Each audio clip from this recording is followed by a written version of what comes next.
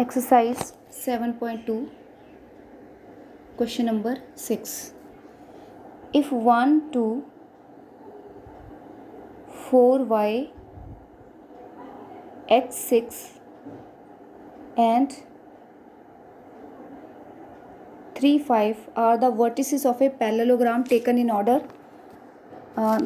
it means कि these points are given to be the vertices of vertices of a parallelogram. ये जो 4 points आपको दिए हैं ये पैरेललोग्राम के वर्टिसेस हैं taken in order. Taken in order का मतलब ये है कि हम इसको ऑर्डर में लिखेंगे, रैंडमली नहीं लिखेंगे. अगर हम यहाँ से स्टार्ट कर रहे हैं तो पहला ये होगा, ये सेकंड पॉइंट होगा, ये थर्ड होगा और ये फोर्थ पॉइंट होगा. ठीक है, तो उसको ऑर्डर में लिखना है. और ये पैरेललोग्राम के वर्टिसेस हैं, ये हमें गिवन है. और दूसरी चीज़ कि हमें यहाँ पर जो अननोन है, एक x है और दूसरा y है, उसकी वैल्यू निकालनी है. तो पहले ग्राफ डायग्राम बना लेते हैं.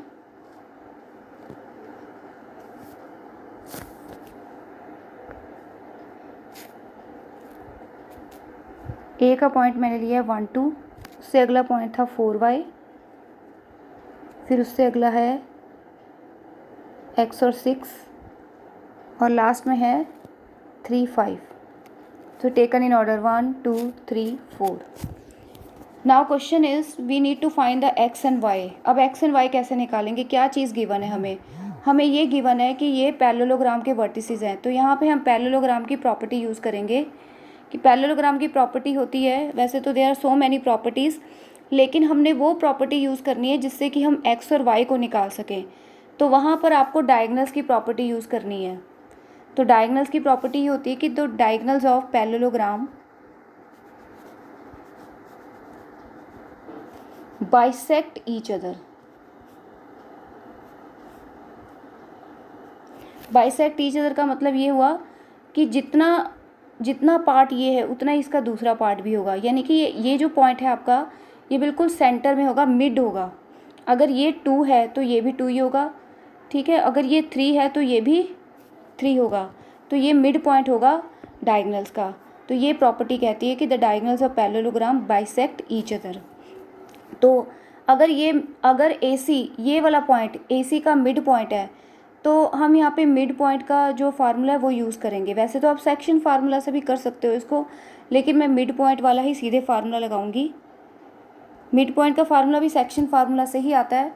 तो मिड पॉइंट का फार्मूला क्या है? जैसे मान लो आपके पास 2 पॉइंट्स दिए हुए हैं 1, 2, 3, 4 और ये आपका मिड पॉइंट है.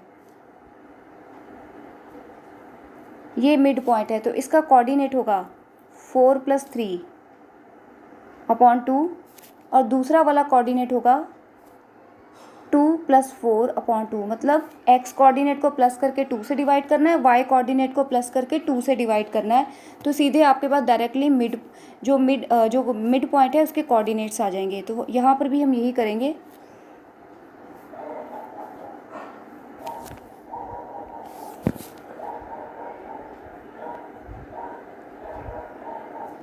One 2, 4y, x6 and 3, 5. इसको O मान लेते हैं. ठीक है, तो पहले मैं AC, ये जो AC लाइन है इसका मिड पॉइंट लिखने लगी हूँ. 1 + x/2. दूसरा है 2 + 6. x को x से प्लस करना है अपॉन 2. तो ये आ गया 1 + x/2 और 8 + 2 4. तो ये आपके पास AC, ये जो AC लाइन है इसका जो मिड पॉइंट है उसके पॉइंट आ गए आपके पास 1 + x/2 और 4.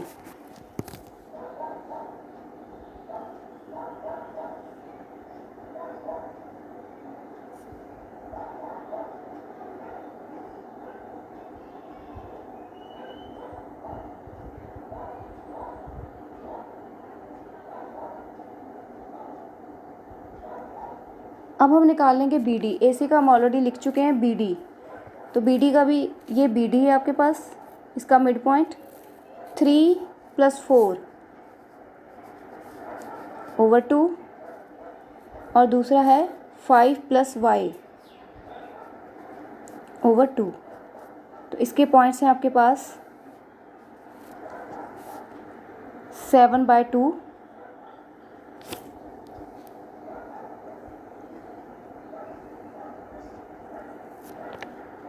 और दूसरा है 5 + y ओवर 2। तो बी डी के आपके पास कोऑर्डिनेट्स हैं 7/2 और 5 + y ओवर 2। अब यहाँ पर ये जो पॉइंट है ये दोनों में ही मिड पॉइंट पे आता है, बी डी पे भी और ए सी पे भी। तो मैंने ए सी का अलग से लिखा और बी डी का अलग से लिखा, लेकिन पॉइंट तो एक ही है ये। तो हाँ, इसका मतलब कि हम इनको इक्वेट कर सकते हैं। तो जो इसका एक्स कोऑर्डिनेट है, ए सी का एक्स कोऑर्डिनेट है, उसको बी डी के एक्स कोऑर्डिनेट से हम इक्वेट करेंगे। तो एक बार फिर से पॉइंट लिख लेते हैं। जो पॉइंट हमने पहला पॉइंट मैंने कैलकुलेट किया था 1 + x/2 4, और दूसरा पॉइंट मैंने कैलकुलेट किया है 7/2 × 5 + y/2। तो ये 1 + x 7/2 के इक्वल है और ये 4 किसके इक्वल है, इसके। तो इन दोनों को इक्वेट करके यहाँ से हम x की वैल्यू निकालेंगे और इन दोनों को इक्वेट करके y की। 1 + x/2 = 7/2, 2 कैंसिल, तो 1 + x = 7 and x = 6।